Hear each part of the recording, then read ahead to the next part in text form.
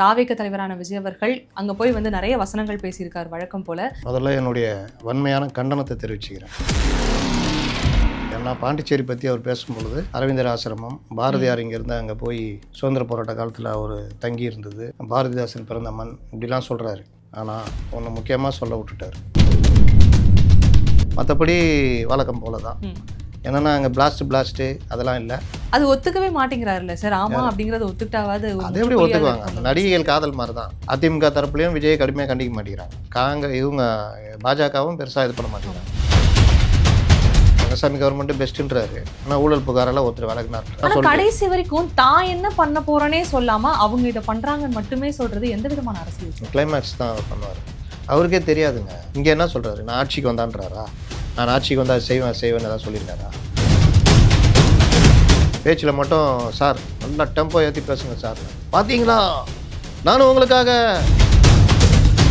அவங்களுடைய உணர்ச்சிகளை தூண்டுறது இல்லை, இவர் உணர்ச்சியை தூண்டிக்கிறார். இப்போ திமுக எடுத்துக்கிட்டோம் அப்படின்னா கொளத்தூர் இஷ்யூலாம் ஒரு மேட்டர் கிடையாது. சென்னைனா திமுகவுடைய கோட்டை. இனி அது எப்படி இருக்கும்னு தெரியாது. பம்பு செட்டு வாங்கி வைக்கிறதுக்கு இன்ஃப்ராஸ்ட்ரக்சருக்கு 4000 கோடி, அதுக்காக திருப்புகள். 2002 202 தொகுதிகள் திமுக வேலுக்குன்னு இந்த பிரபல பத்திரிகை தான் போட்டுச்சு.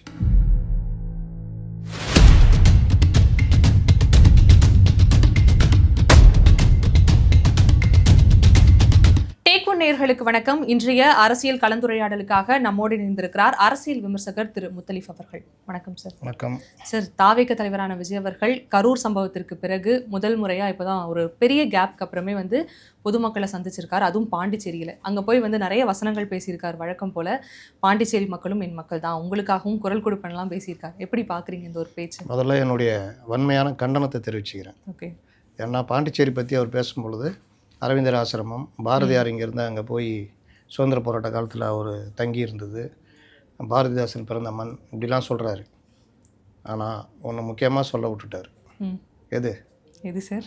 எங்கள் அண்ணன் புஷி பிறந்த ஊர், அதை பற்றி சொல்லாத நாங்கள் புஷியுடைய ஆதரவாளர்கள் என்ற முறையில் அவரை ஃபாலோ பண்ணிட்டு வரோன்ற முறையில் வன்மையான கண்டனத்தை தெரிவிச்சுக்கிறோம். மற்றபடி வழக்கம் போல தான்.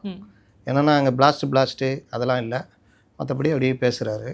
முதல்ல அந்த பாண்டிச்சேரி கவர்மெண்ட்டுக்கு ஒரு வாழ்த்து சொல்லிக்கிறாரு, வரவேற்கிறாரு, இந்த அரசுக்கு நம்ம பாதுகாப்பாக இருக்கணுன்றாரு. இதெல்லாம் எதை உணர்த்துகிறது?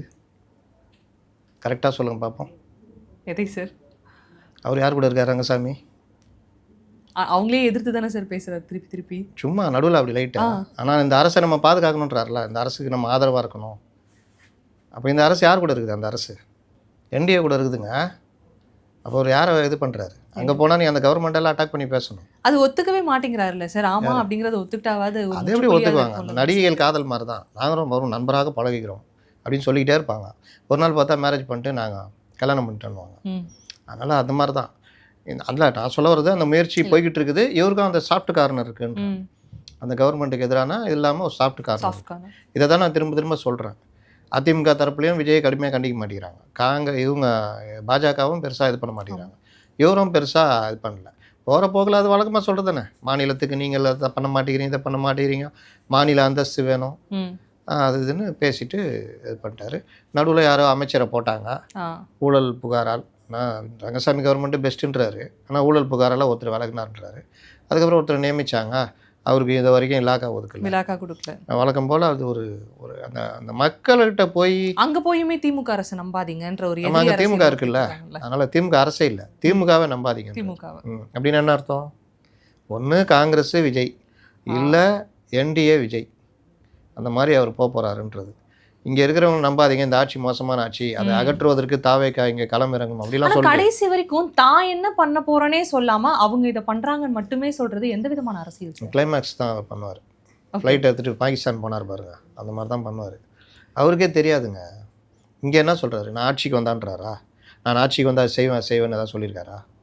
அதனால் அவர் ஆட்சிக்கு வரமாட்டேன்றதுனால தான் வீட்டுக்கு வீடு பைக்குன்றாரு, காரு லட்சியன்றாரு. இந்த சோறுக்கு வழி காணும். ஆனால் காரு லட்சியம், பைக்கு கொடுப்போம், அதற்கான இதை உருவாக்கும், அதெல்லாம் சொல்கிறாரு. அப்படிலாம் கணக்கு போட்டிங்கன்னா நம்ம வந்து இன்னும் பெரிய ஓட்டாண்டி ஆகிட வேண்டியதான். இன்னும் மேலே 5 லட்சம் ரூபா கடன் வாங்க வேண்டியதான். பைக் யார் கேட்டா? அப்போ பைக்கை பற்றி இவர் பேசுகிறாருன்னா இவர் வரப்போகிற ஐடியாவே இல்லைன்றது தான். இப்போ வரைக்கும் தனியாக நிற்கிற அந்த மூடில் இருந்தாலும் ஒரு பக்கம் என்டிஏ பக்கம் போகலான்ற இதுவும் ஓடிக்கிட்டு இருக்குது. அதனால் இது வந்து அப்படி ஒரு மாதிரி டைலமாவில் தான் போகிறாரு. அதனால தான் பாண்டிச்சேரியிலையும் அவர் பெருசாக ரங்கசாமி இது பண்ணல. ரங்கசாமி தனியாக வருவார் அப்படின்னாலாம் ரங்கசாமி என்டிஏ விட்டு வரமாட்டார், என்டிஏ அவரை விடாது. இன்னொன்று இப்போ ஏடிஎம்கே வேறு அங்கே சேர்ந்துருது அந்த கூட்டணியில். அதனால் கூடுதல் பலம் தான் அவங்களுக்கு. அப்படி ஒருவேளை காங்கிரஸும் விஜயும் இந்த பிரவீன் சக்கரவர்த்தி பேசுன மாதிரி பேசி ஒருவேளை அங்கே கூட்டணி அமைஞ்சதுன்னா அந்த வகையில் அதுக்கப்புறம் அவர் வந்து இவங்களை அட்டாக் பண்ணுறதெல்லாம் இருக்கணும். ஆனால் எனக்கு பார்த்தா அதுக்கான சூழ்நிலையும் இவருடைய பேச்சில் தெரியல. அப்படி இருந்தால் இவர் இங்கே அட்டாக் பண்ணுறதெல்லாம் பெருசாக அட்டாக் பண்ணியிருப்பார். கண்டிப்பாக அது பண்ணவும் இல்லை. அதனால் சும்மா வழக்கம் போல் வளவலா கொலவலா பேச்சில் மட்டும் சார் நல்லா டெம்போ ஏற்றி பேசுங்க சார்ண்ணா. அதனால் பார்த்தீங்களா நானும் உங்களுக்காக அப்படின்னு, நானும் உங்களுக்காக தாங்க இருக்கிறேன் அப்படி கூட சொல்லலாம். ஆனால் அப்படியே இந்த இதில் சொல்லுவாப்பில்லையா, ஏன் இவ்வளோ கொஞ்சம் அவங்களுடைய உணர்ச்சிகளை தூண்டுறது இல்லை, இவர் உணர்ச்சியை தூண்டிக்கிறாரு, அவ்வளோதான். அந்த மக்களுக்கு இவர் பேச்சின் மூலிமா உணர்ச்சியை தூண்டுறதுக்கான சப்ஜெக்ட்டு இல்லை. வழக்கம் போல் சேம் இதே தான் வளவலா கொலவலான்னு போயிருக்கு. அதனால் பெரிய அளவில் இல்லை. இறுதியாகவும் என்னுடைய கண்டனத்தை தெரிவிச்சுக்கிறேன். அண்ணன் புஷியானந்த் பிறந்த ஊர் அப்படின்னு அவர் சொல்லாது வந்து வன்மையான கண்டனத்துக்குரியது. ஓகே. அதே போல் இப்போ திமுக எடுத்துக்கிட்டோம் அப்படின்னா கொளத்தூர் இஷ்யூ அதுவுமே திருப்பி இப்போ வரப்போகுது அப்படிங்கிற மாதிரி பேசிட்டு இருக்காங்க. பேரலாக KN நேருடைய பக்கம் அமலாக்கத்துறை மீண்டும் திரும்பி இருக்காங்க அப்படின்னு இருக்காங்க. இது வந்து திமுகக்கு அப்படின்னு பார்க்கும்பொழுது ஒரு பலத்தை அடியை கொடுக்குமா, இல்லை அதையும் எப்போ போல கடந்து போயிடுவாங்களா இருக்கிற ஆட்கள்? கொளத்தூர் இஷ்யூலாம் ஒரு மேட்ரு கிடையாதுங்க, தேர்தல் மேட்டர்லாம். இன்னும் கேட்டால் சென்னையில் 12 இடங்கள் திமுகவுக்கு சிக்கலாக போகுது அப்படின்னு அவங்க எடுத்த சர்வேலே தெரிய வருது. அதனால் கொளத்தூர்லேயே இப்போ நிற்பார் அண்ணன் தெரியாது, திருவாரூர் பக்கம் போனாலும் போயிடுவார். ஏன்னா விஜய் தாவேகா பிரிக்கின்ற வாக்குகள் திமுகவுடைய கோர் ஓட்டு. அதனால் நமக்கு பெரிய சிக்கல்னு இப்போ இவரே இடம் மாறுறாரு. நம்ம சேகர் பாபுவை துறைமுகத்துலேருந்து RK நகருக்கே போயிடலாமான்னு யோசிச்சுட்டு இருக்காரு. அதனால் பலருக்கும் இந்த தொகுதியில் தாவேகா பிரிக்கிற வாக்குகள் திமுகவுடைய தோல்விக்கு காரணமாக அமைகின்ற பயம் இருக்குது. இன்னொன்று சென்னையை இவங்க சிங்கார சென்னையாக மாற்றி வச்சுருக்காங்கல்ல, அதனாலே சென்னை மக்கள் ரொம்ப சந்தோஷமாக இருக்கிறாங்க. இவங்களை தேர்ந்தெடுத்தே தீருவோம், அடுத்த 5 ஆண்டுகளுக்கும் நீங்களே சென்னையை இதே மாதிரி பாதுகாத்து சந்திரமண்டலத்துக்கு இணையாக அந்த சாலைகளை நீங்கள் மெயின்டைன் பண்ணணுன்றதுல ரொம்ப உறுதியாக இருக்காங்க. சென்னைனா திமுகவுடைய கோட்டை, இனி அது எப்படி இருக்கும்னு தெரியாது. ஏன்னா ஒவ்வொருத்தரும் கடுமையான கடுப்பில் இருக்காங்க. நீங்கள் வந்து அடுத்த வருஷம் ஆட்சியே முடிய போகுது. அதனால் எந்த வித இன்ஃப்ராஸ்ட்ரக்சரும் இல்லை. 4000 கோடினாங்க. என்னன்னு கேட்டால் பம்பு செட் வாங்கி வச்சுக்கிறேன்றாங்க. பம்பு செட்டு வாங்கி வைக்கிறதுக்கு இன்ஃப்ராஸ்ட்ரக்சருக்கு 4000 கோடி, அதுக்காக திருப்புகள் 1000 பம்பு செட்டு வாங்கிக்கிங்க, ஒரு 100 டிராக்டரு நல்ல பெரிய பெரிய பைப்பாக வாங்கி வச்சிங்க. அதுக்காக அவர் அங்கேருந்து வந்தார் இங்கே திருப்புகள். அவர் ஒரு பெரிய IAS, அவர் பிரதமருடைய ஆலோசனை குழுவில் இருந்தவர். அவரை கூட்டிகிட்டு வந்து அவர் தலைமையில் குழு போட்டு அவங்க சென்னையெல்லாம் சுற்றி பார்த்து சென்னையுடைய குடிநீர் வடிகாலில் இது மழைநீர் வடிகால் எப்படி இருக்கணும், மழை தண்ணீர் எங்கெங்கே தேங்குது, அது எப்படிலாம் கொண்டு போகணும், அப்படி பற்றிலாம் ஒரு அறிக்கை கொடுத்துட்டு போனாங்க. இவங்க அதை வச்சுக்கிட்டு எல்லா இடத்தையும் தோண்டி போட்டாங்க. நமக்கு சொன்னாங்க பரவாயில்லப்பா ஏதோ பண்ணுறாங்க, சரி இந்த ஒரு வருஷம் பொறுத்துக்கலாம் அப்படின்னு. என்ன ஆச்சு? இன்றைக்கி பெரிய அளவில் இந்த ED லெட்டர் வந்தது தான் பெரிய சாட்சி. டெண்டரில் கடுமையான இதுன்னு தொல்காப்பியர் பூங்கா திறந்தாங்க, 40 கோடி ரூபா செலவு பண்ணி திறந்தாங்க. ஒரு மாதம் கூட இருக்க மூடிட்டாங்க. மறுபடியும் பராமரிப்பு பண்ணிக்கு மறுபடியும் ஒதுக்கி இது பண்ணுறாங்க.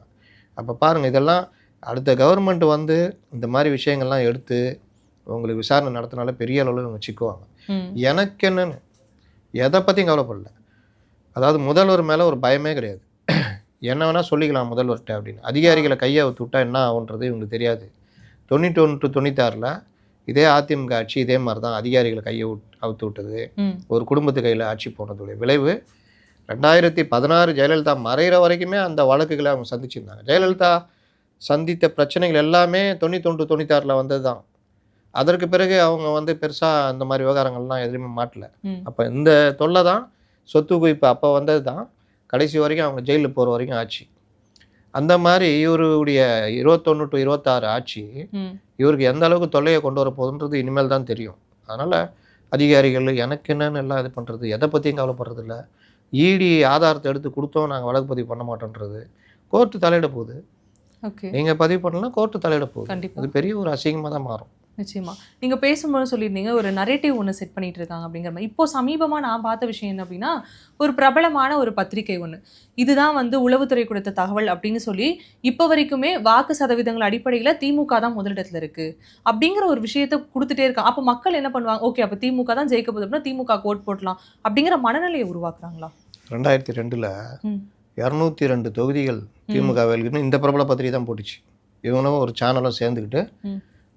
202 தொகுதிகள் வென்றதுன்னு. அவரும் போய் சைக்கிள் ஓட்டிக்கின்னு கருப்பு சிவப்பு பனியன் போட்டுக்கின்னு டிஷர்ட் போட்டுக்கின்னு டீயை வெளியிலேருந்து வாங்கி கொண்டு வந்து டீ கடையில் உட்காந்து அந்த டீயில் கடையில் போட்ட மாதிரி குடிச்சிக்கின்னு ம். செல்ஃபி எடுத்துன்னு அடிக்காமல் அவனை கூட நிற்க ஒரு ஆட்டோக்காரன் வேறு அடிச்சிட்டாப்புல. ம்.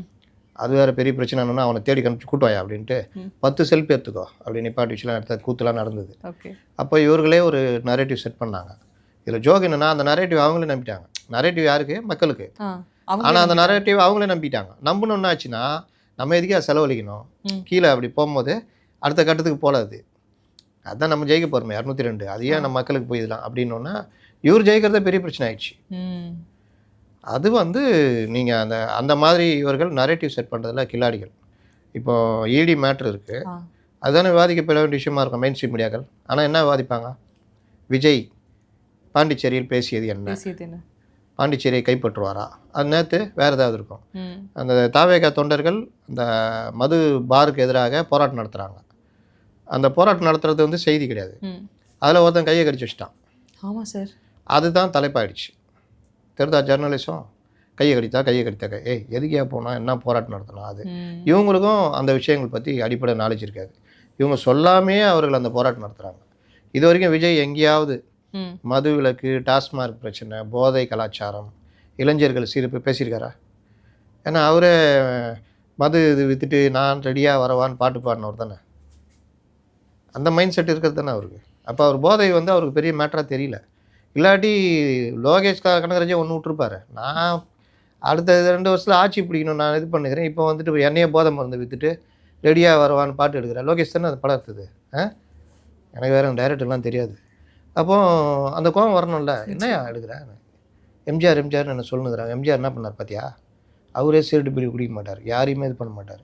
ஒரு நரேட்டிவை கரெக்டாக கொண்டு வந்தார். அவர் மேலே மரியாதை இருந்தது. போதை மருந்து விற்கிற கேரக்டர் வைக்கிற எனக்கு அப்படின்னு கேட்கணும்ல. அந்த நாலேஜ் கூட இல்லைல்ல. ஆட்சிக்கு வர்றது முடிவு பண்ணிட்டீங்க, கட்சி ஆரம்பி முடிவு பண்ணிட்டீங்க. 2020 முடிவு பண்ணிட்டார்.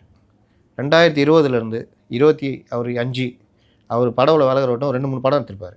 கொஞ்சம் சமுதாய படமாக ஒரு நல்ல ஒரு இது மாதிரி எடுத்துருக்கலாம்ல. ஜனநாயகன் வரப்போதே சார், அதை விடுங்க, எடுத்துருக்கலாம்ல. அது வந்தால் தானே தெரியும். அப்போ இந்த படத்தெல்லாம் பாருங்கள், ஏதாவது உருப்படியாக இருக்குதா? இதுதான் இவங்க நிலமை. அடிப்படை நாலேஜே கிடையாது. ஓகே. 2026 சட்டமன்ற தேர்தலை நோக்கி போகும்பொழுது ஒவ்வொரு அரசியல் கட்சி தலைவருடைய நகர்வுகளும் ரொம்ப முக்கியமாக பார்க்கப்படுது. நம்ம முன்னாடியே பேசின மாதிரி எடப்பாடி பழனிசாமி வந்து இந்த வாட்டி மக்கள் களத்தில் நின்று அவங்களுக்கு என்ன தேவை அப்படிங்கிறத அட்மையர் பண்ணிக்கிறதுல ரொம்ப கவனமாக இருக்காரு. அவங்களுக்கு என்ன தேவையோ அதை கொடுக்கவும் தயாரான ஒரு மனப்பாக்கில் போயிட்டு இருக்காரு. அதே விஷயம் இன்னொரு கொஞ்சம் கவனித்து பார்த்தோம் அப்படின்னா, இது காசிப்பா இல்லை என்ன விதத்தில் எடுத்துக்கலாம் அப்படின்னு தெரியல.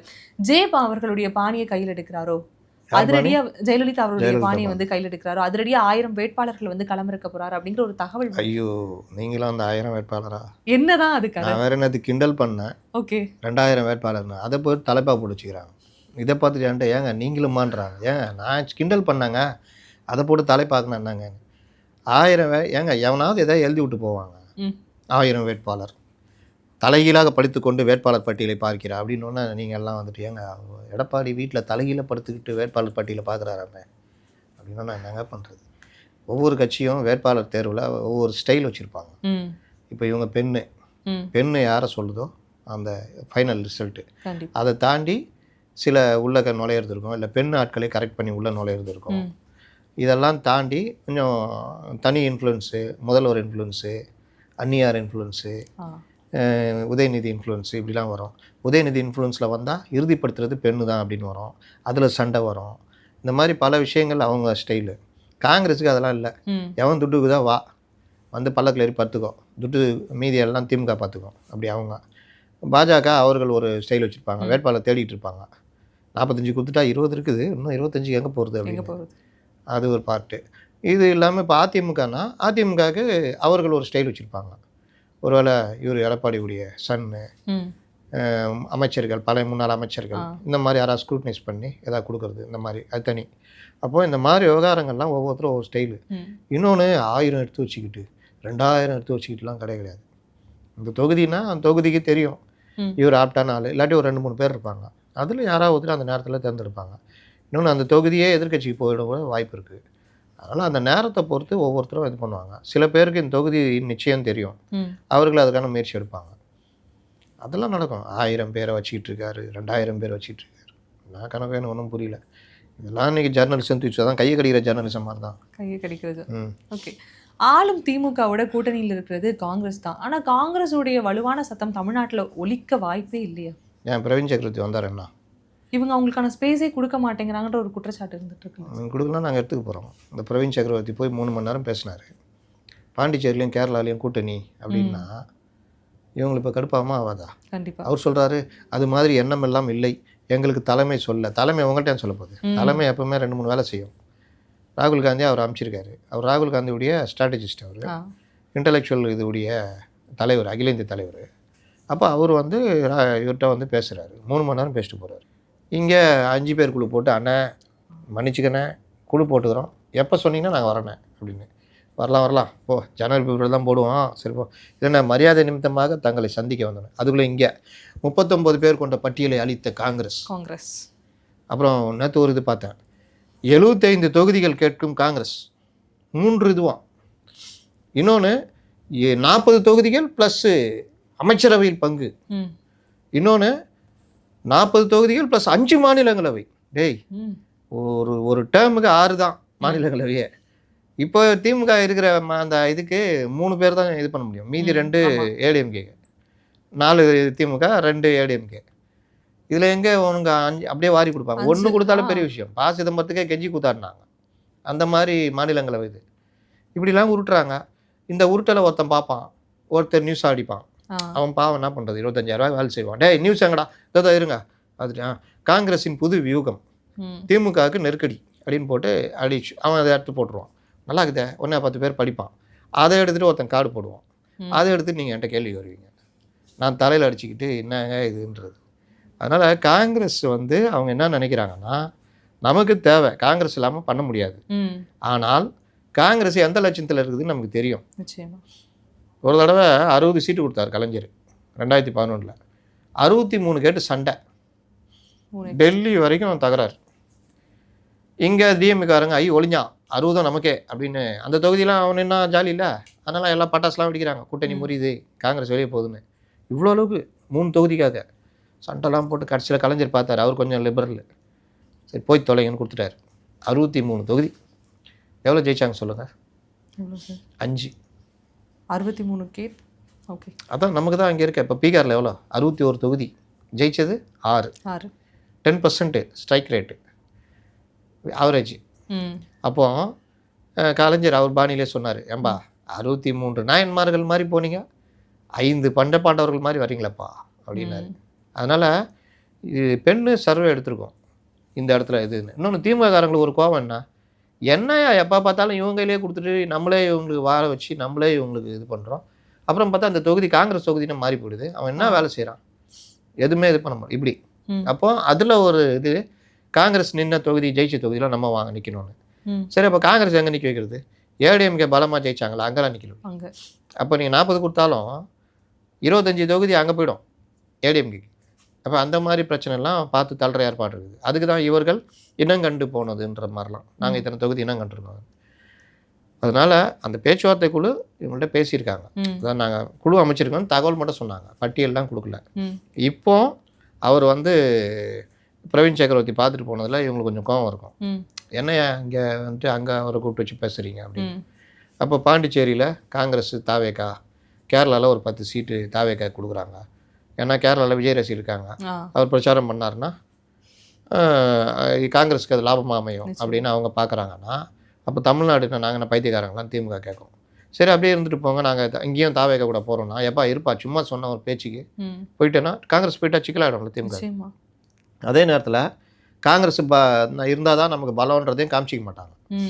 இந்த மாதிரி தான் ஓடும் கதை. என்னதான் செல்வ பெருந்தகை வந்து எங்களுடைய கூட்டணி வந்து ரொம்ப வலுவா இருக்குன்னு சொன்னாலுமே உள்ள விரிசல்கள் காணதான் படுது இல்லையா? ஆமாம், இவங்களுக்கு பயம் இருந்துன்னு இருக்கும். 20 கொடுக்கலான்னு அவங்க நினைக்கிறாங்க, நம்ம கொஞ்சம் கூட கேட்கணும்னு இவங்க நினைக்கிறது. அதனால் இந்த தகராறு இவங்களுக்கு மட்டும் இல்லை, விடுதலை சிறுத்தைகள் இடதுசாரிலாம் சொல்லி அனுப்பிச்சிக்கிறாங்க சண்முகத்தை, பேட்டா டபுள் டிஜிட் வாங்கிட்டு வரல அப்படியே ஓடிப்பிடு, இல்லை வெளியே வா தனியாக நிற்போம். இப்படி ஒன்றும் நம்ம சிறுவ சமூகம்னு அவசியம் கிடையாது. இப்போ வாய் திறக்க முடியுதா? இப்போ இந்த மாதிரி உள்ளாட்சிகளில் பிரச்சனைனா முதல்ல குரல் கொடுக்கறது ஒரு காலத்தில் மார்க்சிஸ்ட் கம்யூனிஸ்ட் கட்சி தான். கண்டிப்பாக நீங்கள் அவங்க தான் இப்போ ரோடு பள்ளமாக இருக்க வச்சுக்கிங்க, நாற்று நடுவாங்க. இந்த மாதிரி வித்தியாசமான போராட்டத்தை கொண்டு வந்ததெல்லாம் அவங்க தான். நாற்று நடுவாங்க நின்று, அதை ஃபோட்டோலாம் வரும்போது அவங்க அசிங்கமாக இருக்கும் அதிகாரிக்கு, ஒன்றே டக்குன்னு அந்த ரோடை போடுற வேலை பண்ணுவோம். இன்னும் சில இடங்களில் சிலிண்டர் எடுத்துகிட்டு மாட்டு வண்டியில் வச்சுட்டு வருவாங்க. பெட்ரோல் விலை லைட்டாக ஏறினால இந்த போராட்டம் நடத்துவாங்க, பாடை கட்டி போராட்டம் நடத்துவாங்க, விதவிதமாக போராட்டம் நடத்துவாங்க. டைஃபியும் சரி, கட்சிக்காரங்களும் சரி, இதெல்லாம் இப்போ இவங்களே பாடை கட்டி கொண்டு போய் அங்கே போச்சாச்சு. அதனால் எதை பற்றியும் பேசுறதில்லை. இப்போ கேஎன் நெருமேற்ற வாய் திறக்கணும்ல, நம்ம பத்திரிக்காரனும் போய் கேட்க மாட்டான், என்னங்க சொல்கிறீங்க அப்படின்னு. மத்திய அரசின் சதி, மத்திய அரசு எப்படியா சதி பண்ணும்? நீ தப்பு பண்ணாமல் வருவானா? அவன் தான் க்ளீனாக கொடுக்குறான்ல, நீ வாங்கி வச்சு பார்க்கணும்ல. நிச்சயமாக இவ்வளோ அநியாயம் பண்ணியிருக்காங்க, எல்லாருக்குமே தெரியும்ல ஓப்பனா. அப்போ இப்போ நடந்திருக்கு. அப்போது அந்த துறையில் இருக்கிற அந்த சங்கத்து ஆளுங்களாம் உள்ளே வேலை செய்வாங்க. அவங்கள கேட்டாலும் சொல்லிட்டு போகிறாங்க, ஆமாம் தலைவரே அந்த மாதிரிலாம் நடக்குது, டெண்டரில் உள்ளது நடக்குது, அது நடக்குது. சென்னையுடைய மோசமான நிலைமை தெரியும்ல, என்னைக்காக இவங்க வாய் திறந்துருக்காங்களா? தூய்மை பணியாளர் விவகாரம் இன்னை வரைக்கும் அவங்க போராடிட்டு இருக்கிறாங்க. அது அப்படியே மழுப்பிட்டே தள்ளி போட்டுட்டே அந்த காரியத்தை தான் செஞ்சு. ஏன் இப்போ நீங்கள் தான் முதல்வரை பார்த்து பேசுவீங்களே, ஆனால் இவர்கள் எதில் கோபம் வரும்னா, ஆளுநரை எதிர்த்து போராட்டம் தீகா நடத்துகிறாங்க, அதில் போய் கலந்துக்கிட்டு ஆளுநரை ஒழிப்போம் அப்படி இப்படின்னு, இதில் தான் கோபம். திருப்பரங்குன்றம் மலை உடனே அப்படின்னு என்ன நடக்குது? ஏன்னா 2 பேரும் என்ன அரசியல் பண்ணுகிறீங்க? நீங்களே விட்டா மதம் முதல்ல உருவாக்கிடுங்க போலன்ற மாதிரி தான் போனோம். ஆனால் திருப்பரங்குன்றம் மலை அவர் ஜிஆர் சாமிநாதன் அவரை பதவி விலக வேண்டும். இப்படி நாட்டுக்கு என்ன இப்போ மழை பெஞ்சு இப்போவும் டெல்டாவில் பாதிப்பு இருக்குது, அதுக்கான போராட்டம் இல்லை, ஒரு அறிக்கை மட்டும் விட்டுட்டு போயாச்சு. இதுதான் கூட்டணி கட்சிகள் நிலைமை. அப்போ இவ்வளோலாம் பாரம் சுமக்கிறோம்ல, சிலுவை சுமக்கிறோம்ல, தோள்பட்டு சட்டையை கட்டினீங்கன்னா ஒவ்வொருத்தருக்கும் இப்படி இருக்குது, பள்ளமாயிட்டுக்குது சிலுவை சுமந்து. அப்போ அதுக்கேற்ற மாதிரி சீட்டு கொடுக்கணும்ல, கொடுக்க மாட்டாங்க. தேர்தல் நெருக்கத்தில் பாருங்கள், அந்த சண்டை தனியாக நடக்கும். அப்புறம் நான் சொன்னேன் உள் சண்டை, 40 சீட்டு இளைஞர் அணிக்கு, நீ எங்கே நிற்கிற நான் பார்க்குறேன், 40 ஏடிஎம்கே ஜெயிக்கிற இடத்துல கொடுக்குறேன், பேட்டா உனக்கு தனியாக ஆள் தச்சுக்கலாம் பார்க்குறேன், இதெல்லாம் வரும். அந்த சண்டை எல்லாம் இருக்குது. எல்லாம் நெருக்கத்தில் என்ன ஊடகங்களை மறைச்சாலும் அது வெளியே வரதான் போகுது. நிச்சயமா சார், நிகழ்கால அரசியல் பற்றி உங்களுடைய கருத்துக்களை என்னோட பகிர்ந்துட்டதுக்கு ரொம்பவே நன்றி சார். நன்றி.